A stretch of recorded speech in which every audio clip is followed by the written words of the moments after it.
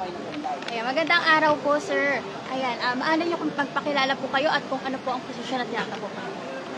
Ako po si Edgardo Jojo Amate, Barangay Pineda. Tumatakbo ako bilang isang kagawad ng Pineda. Pang ilang termino? Mga two terms na.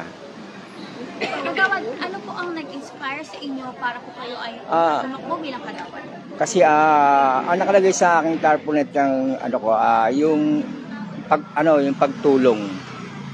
Pagtulong, lalo na sa mga PWD. At mga senior citizen. Yan ang aking layunin ngayon, pagtakbo. Sa paanong paraan niyo po matutulungan ang mga PWD?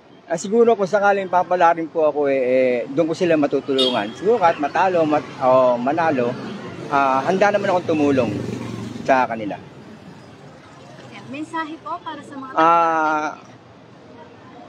taga Barangay Pineda, Batang Pineda, Jojo Amate. Thank you po. Maraming salamat po.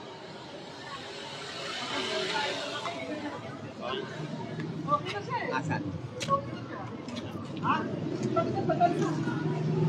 At ayan nga pa si Genyo, nakapanayam natin ang independent candidate mula sa Barangay Pineda na si Jojo Amate, na kung saan siya nga ay tumatakbo bilang kagawad ng Barangay Pineda.